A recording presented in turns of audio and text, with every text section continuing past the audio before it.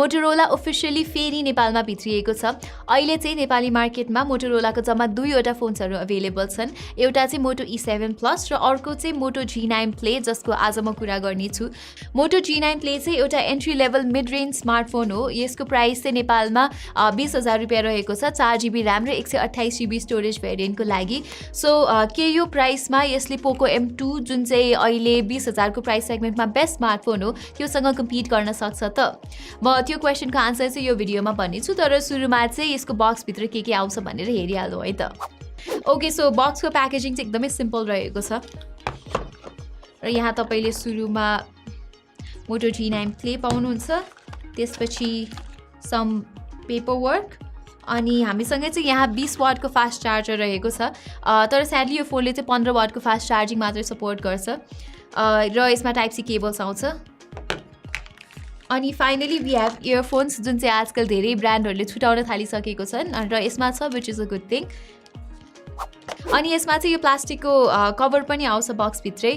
So अब चाहिँ कुरा सुरु गरौँ फोनको डिजाइनबाट।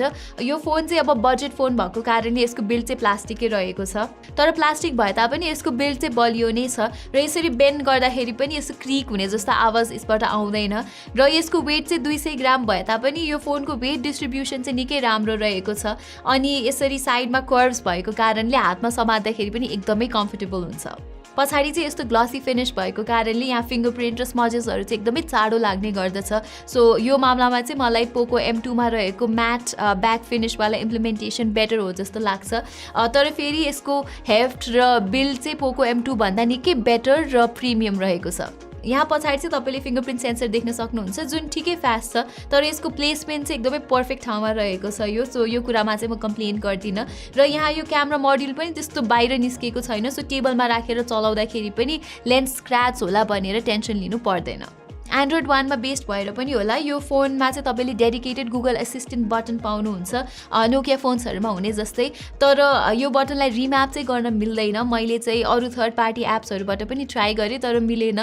सो यो कुरा चाहिँ मलाई अलिकति फ्रस्ट्रेटिङ लाग्यो, किनभने android is suppose to be all about customisations. So यो बटनबाट मैले क्यामेरा एप खोल्न मिल्ने भएको भए, अथवा हुन्छ नि अरू कुनै फ्रिक्वेन्टली युज्ड एप खोल्न मिल्ने भएको भए चाहिँ राम्रो हुन्थ्यो, तर छैन। एनिवेज, डिस्प्लेको एस्पेक्टमा चाहिँ यहाँ तपाईँहरूले ठुलो 6.5 इन्चेसको IPS LCD स्क्रिन भेटाउनुहुन्छ। तर डिस्प्लेको बारेमा एउटा निराशाजनक कुरा चाहिँ के हो भने यसमा HD+ रेजोल्युसन मात्रै छ। सो मैले भिडियोहरू हेर्दाखेरि चाहिँ यसमा कन्टेन्ट अलिकति शार्प नदेखिएको हो कि जस्तो लाग्यो मलाई, तर त्यो चाहिँ फेरि पोको M2 सँग साइड बाई साइड राखेर हेर्दा मात्रै थियो। हामीले गर्ने नर्मल कामहरू जस्तै फेसबुक चलाउने अथवा क्रोममा न्युजहरू पढ्ने जस्तो कामहरूको लागि चाहिँ यसको शार्पनेस सफिसियन्ट नै छ जे होस्। ब्राइटनेस पनि मलाई प्राइस अनुसार चाहिँ ठिकै लाग्यो। अब जाडो महिनामा घाम ताप्दै फिल्महरू हेर्नको लागि चाहिँ सफिसियन्ट छैन, तर इन्डोर्समा चाहिँ पर्याप्त नै छ जे होस्। मोटोरोलाले चाहिँ आफ्नो अरू फोन्सहरू जस्तै यहाँ धेरै सफ्टवेयर रिलेटेड फिचर्सहरू पनि दिएको छ, जस्तै यहाँ चाहिँ तपाईँले फन्ट चेन्ज गर्न सक्नुहुन्छ, अनि के अरे आइकन्सको कलर र सेपहरू चेन्ज गर्न सक्नुहुन्छ। त्यसै गरी एप ड्रयरको लेआउट पनि चेन्ज गर्ने अप्सन दिएको छ यहाँ। अर्को सफ्टवेयर फिचर भनेको चाहिँ यहाँ पिक डिस्प्ले भन्ने हो, जसले चाहिँ यो फोनको सेन्सर्सहरूलाई युटिलाइज गरेर यसरी फोन उठाएपछि लक स्क्रिनबाटै टाइम, डेट अथवा अरू नोटिफिकेसन आयो कि भनेर हेर्न मिल्छ। त्यसै गरी मोटोरोलाको सिग्नेचर जेस्चर्सहरू पनि छ यहाँ, जस्तै फोनलाई ट्विस्ट गरेर क्यामेरा एप खोल्ने अनि कराटे चप गरेर फ्ल्यासलाइट अन हुने जस्तो फिचर्सहरू पनि इम्बेडेड छन् यहाँ। पर्फर्मेन्सतिर लाग्दा चाहिँ मोटो G9 प्लेमा तपाईँहरूले क्वालकमको Snapdragon 662 chipset with 4GB of RAM पाउनुहुन्छ। र बेन्चमार्क्सहरू कम्पेयर गर्ने हो भने चाहिँ पोको M2 मा भएको हिलियो G80 भन्दाखेरि चाहिँ बेटर देखिन्छ यो, तर रियल लाइफ युसेजमा चाहिँ मलाई उस्तै नै लाग्यो यिनीहरूको पर्फर्मेन्स। अलिकति हेभी एप्सहरूसँग मल्टिटास्क गर्दाखेरि चाहिँ यो G9 प्लेमा अलिकति टाइम लाग्छ र अलिक स्टटर्सहरू हुने गर्छ, तर लाइट टु मिडियम एप्सहरू मल्टिटास्क गर्दाखेरि चाहिँ फास्ट नै छ यसमा।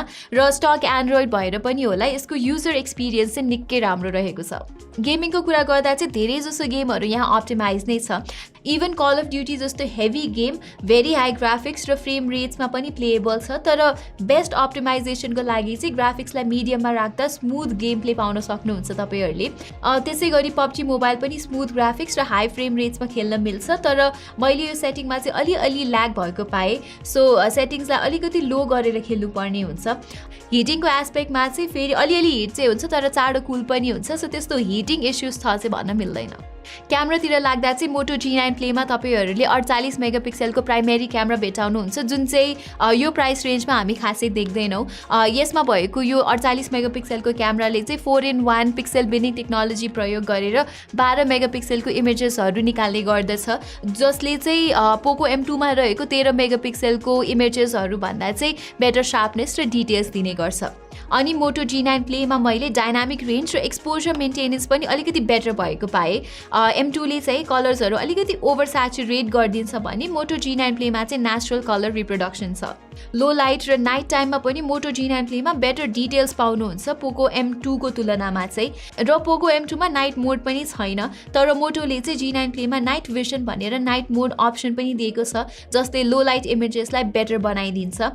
पोर्ट्रेट्सको एस्पेक्टमा पनि मोटो G9 प्ले अलिकति बेटर छ, स्पेशली शार्पनेस अनि ब्याकग्राउन्डको एक्सपोजरको मामलामा चाहिँ। सो यस, मोटो G9 प्लेको प्राइमेरी क्यामेराको पर्फर्मेन्स चाहिँ पोको M2 भन्दा बेटर छ। तर फेरि तपाईँले यो फोनमा चाहिँ दुईटा अननेसेसरी सेन्सर्सहरू 2 मेगापिक्सलको डेप्थ सेन्सर र म्याक्रो सेन्सर पाउनुहुन्छ भने पोको M2 मा चाहिँ तपाईँले 8 मेगापिक्सलको अल्ट्रा वाइड एङ्गल लेन्स पाउनुहुन्छ। सो के भन्ने, मोटोरोलाले चाहिँ त्यो दुईटा अननेसेसरी सेन्सर्सको सट्टामा अल्ट्रा वाइड एङ्गल लेन्स दिनुपर्ने हो जस्तो लाग्छ मलाई चाहिँ। एनिवेज, सेल्फीको लागि चाहिँ अगाडि डिस्प्लेको नचमा 8 मेगापिक्सलको सेन्सर रहेको छ र सेल्फीको मामलामा यसको आउटपुट चाहिँ एभरेज नै छ भन्छु म चाहिँ। इमेजेसहरू सफ्ट र अरेन्जी आउँछ अनि शार्पनेस पनि खासै राम्रो चाहिँ छैन। भिडियो वाइज चाहिँ अब बजेट फोन भए तापनि ब्याक क्यामेराबाट तपाईँले 1080p 60 fps सम्मको भिडियो खिच्न सक्नुहुन्छ। पोको M2 मा चाहिँ 30 fps सम्म जाने मात्रै अप्सन छ र मलाई चाहिँ मोटोको इमेज स्टेबिलाइजेसन, डिटेल्स अनि एक्सपोजर चाहिँ बेटर लाग्यो।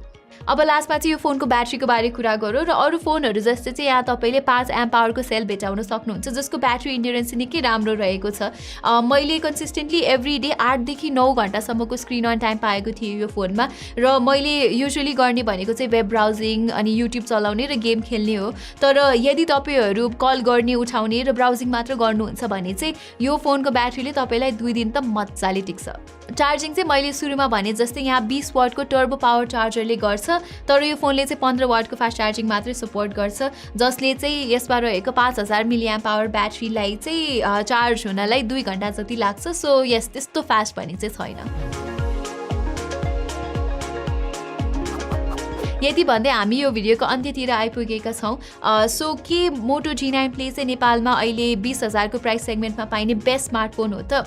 र के यो पोको M2 भन्दा बेटर छ त? पोको M2 भन्दा बेटर नै छ चाहिँ भन्दिनँ म, तर क्यामेरा र डिजाइन एस्पेक्ट्सहरूमा चाहिँ मोटो G9 प्ले बेटर देखिन्छ भने पोको M2 मा चाहिँ तपाईँहरूले फुल HD डिस्प्ले पाउनुहुन्छ र त्यसको साथसाथै तपाईँहरूले यसमा अल्ट्रा वाइड एङ्गल लेन्स पनि पाउनुहुन्छ। सो यो दुई फोन बिच चाहिँ एकदमै नेक टु नेक कम्पिटिसन छ। सो यदि 20,000 को प्राइसमा चाहिँ तपाईँहरूले एउटा अलराउन्डर फोन किन्ने सोचमा हुनुहुन्छ भने चाहिँ पोको M2 जस्तै मोटो G9 प्ले पनि नेपाली युजरहरूको लागि एकदमै राम्रो चोइस हो जस्तो लाग्छ। सो यही नै थियो हाम्रो मोटो G9 प्लेको अनबक्सिङ र रिभ्यू। हामी चाहिँ चाँडै नै मोटो E7 Plus को रिभ्यू पनि लिएर आउनेछौँ। त्यसको लागि चाहिँ ग्याजेट बाइट नेपालीलाई सब्सक्राइब गर्न नबिर्सिनु होला र हामीलाई हाम्रो सबै सोसियल मिडिया साइट्समा पनि फलो गर्न नबिर्सिनु होला। अहिलेको लागि चाहिँ यति नै, धन्यवाद।